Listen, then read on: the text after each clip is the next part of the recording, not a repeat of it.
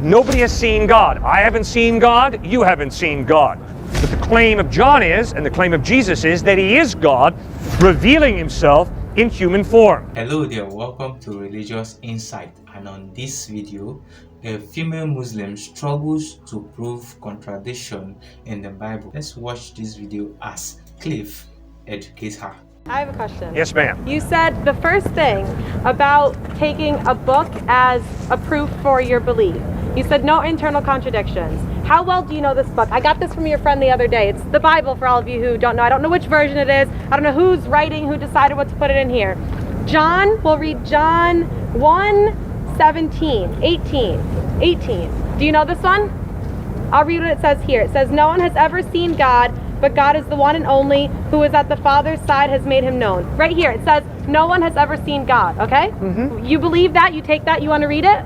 That's your book. This is what you take. You bet. Right here, same chapter, John 5:19. Right. Jesus, it says here, Jesus gave them this answer. I tell you the truth, the Son can do nothing by himself. He can do only what he sees his Father doing. No one sees, he only does what he sees. Internal contradiction. So then this book has internal contradictions. Can we agree on that? Oh, you don't say yes or no answers. What do you say about this internal contradiction? One of the basic principles of interpreting any book is you have to read in context. And obviously when you read John chapter 1, the main point is Jesus is God in human form. He begins. But then, ma'am, am I allowed to answer you or not? But you're not making sense. You say the same thing. Well, then why are you wasting your time standing here talking to me if I'm not making sense? Because look at all these people here who have questions. There's fine, then why don't you let me go on to other people? If I don't make sense, ma'am, why do you waste your time? Why am I going to let you misguide them with your misguidance? Oh, I see. Sit here and so you have to sort of be a parasite who comes in here and just feeds off the people who are listening to me talk? Absolutely, why not? You've already made a fool of yourself here anyways. Why, that's pretty sad. Why can't you just be open and honest and have an honest dialogue? Let me explain this. Yep, okay. Explain this. Thank you. Okay. John chapter 1. John begins with the words, in the beginning was the Word, and the Word was with God, and the Word was God. Crystal clearly, John 1:1 is stating the deity of Christ. The word there is Christ. The Greek word is logos. Obviously, by reading John 1, you know he's talking about Christ. Obviously, he's hearkening right back to Genesis chapter 1, verse 1, which says, in the beginning, God created the heavens and the earth. John is taking that and putting it in Greek. John 1:1, in the beginning was the Word, and the Word was with God, and the Word was God. Nobody has seen God. I haven't seen God. You haven't seen God. But the claim of John is, and the claim of Jesus is, that he is God, revealing himself in human form. That's clearly, unmistakably what John 1 is teaching. And you don't have to have a PhD in New Testament. Just read it yourself, and you'll figure that out. It's both John. I didn't flip to even a different chapter. It's 2 pages away. Both John saying, one saying no one sees God, the other one saying Jesus sees God. Is it saying Jesus sees himself? Is this something that everyone who reads the Bible that's exactly right. Jesus is claiming to be God, revealing himself in human form. That's his claim. And he sees himself. No, you're not God. Why would John write that? You're not God. What's the difference? Well, if you die and rise from the dead, I will listen very closely to everything you have to say. Why is that the one thing that you take? Did you see George Washington inaugurated first president of the United States? Other people did. I trust that. Good, and other people saw Christ die on a cross, and they saw him risen from the dead. But they have internal contradictions. No, there's no contradiction there.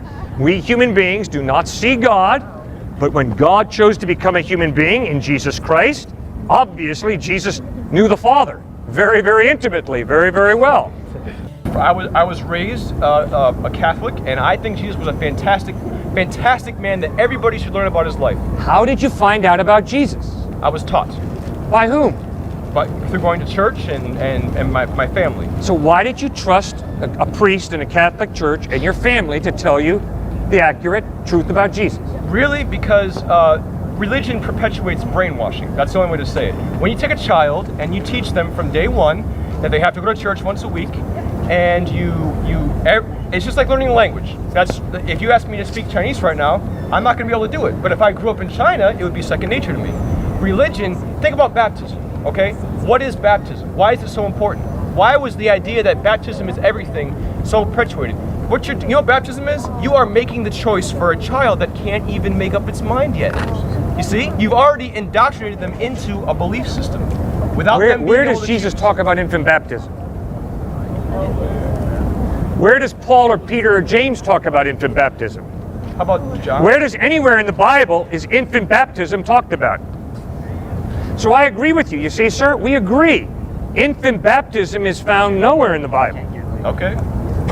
So my question remains on the table, sir. What is your source of information about Jesus?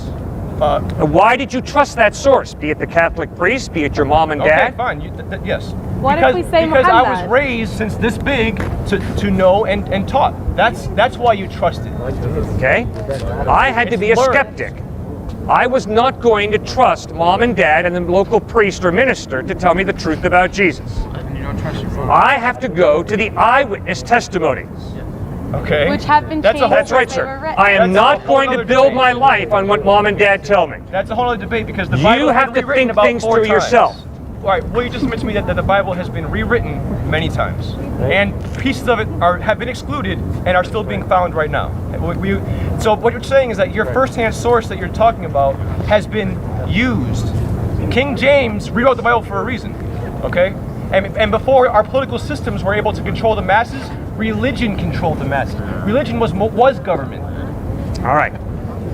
King James in the early 1600s did not translate the Hebrew Old Testament or the Greek New Testament. He didn't know the languages. I'm not saying he did it himself. He was He the king. hired He told someone Hebrew to do scholars and Greek scholars. it. Right. Okay. They did not change anything. How do you know? Because I've studied the Hebrew Old Testament and the Greek New Testament. Do you know Hebrew and Greek? I had to learn Hebrew and Greek in seminary. The way that they And taught, the I way that know they spoke it at that the the time Old that was Testament was revealed? written in Hebrew and the New Testament was written in Greek. Now, you raise a great question, which is, why should we trust Matthew, Mark, Luke, and John to give us accurate historical information? Hopefully you have some tests, sir, that you use to determine historical reliability. Myself, I've got 4 tests. I use them on Suetonius, Herodotus, U.S. history, Greek history, any history. Nothing sacred about my tests. Come up with your own. My 4 tests are internal consistency, meaning by that, are there contradictions within the text that point to massive confusion? When you read Matthew, Mark, Luke, and John, you'll notice a tremendous internal consistency. No contradictions. Different perspectives? Yes. Second test, literary style. Once upon a time in the land of Nod, Wink and Blink and Nod took a boat ride. Obviously, that's fairy tale. It's not the literary style of Matthew, Mark, Luke, and John. Matthew, Mark, Luke, and John use historical narrative, like a newspaper reportage, as literary style. Third test, archaeology. Are we talking about Jesus and the island of Atlantis? No. We're talking about archaeologically verifiable Bethlehem, Nazareth, Jerusalem, Rome, Sea of Galilee. Fourth test. Come on, man. 2,000 years ago, in the 1st century, these guys write these Gospels. Haven't you ever played telephone? You whisper a secret in the ear of the person next to you, they whisper it in the ear of the person next to them.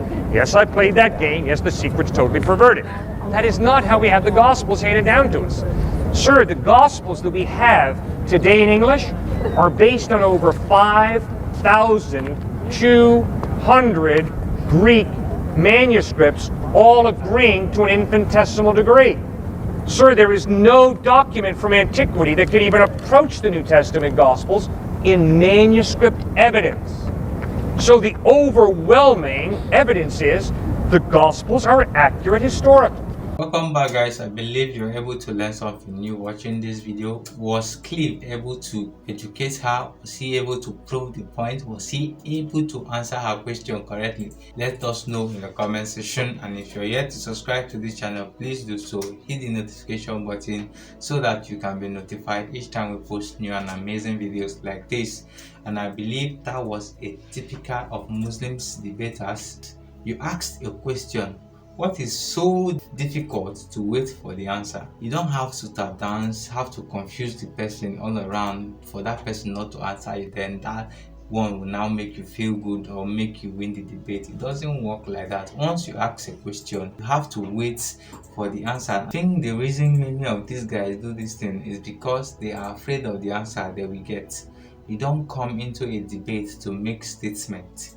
You have to come with the open mind to learn, because your answer or question is not absolute. It doesn't mean it is a fact, and not all facts are true. You can raise a fact about a point, but that doesn't mean that that fact is absolute or that fact is the truth. The seed of an answer is a question, and when you ask a question, it is logical to wait for the answer. And that was where this lady made the biggest mistake from this debate.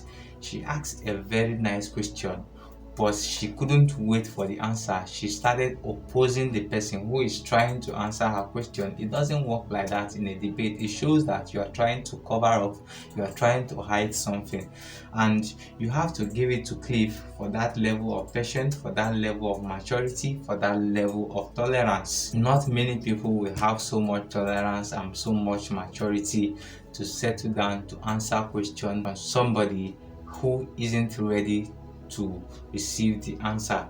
And if no one has seen God according to the claim of this lady, according to the verses and the chapter of the Bible she brought up, if no one has seen God, and another verse says Jesus has seen God, I believe that proves that John chapter 1 verse 1 is right, that Jesus is the Word of God.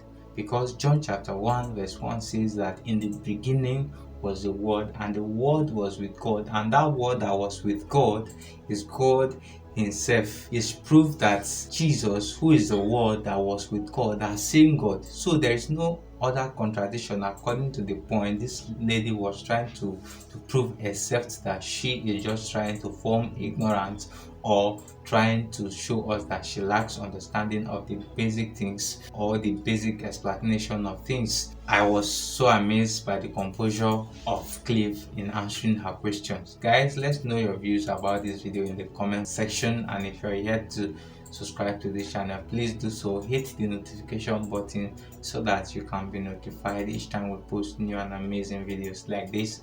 Thank you for watching. See you in our next video.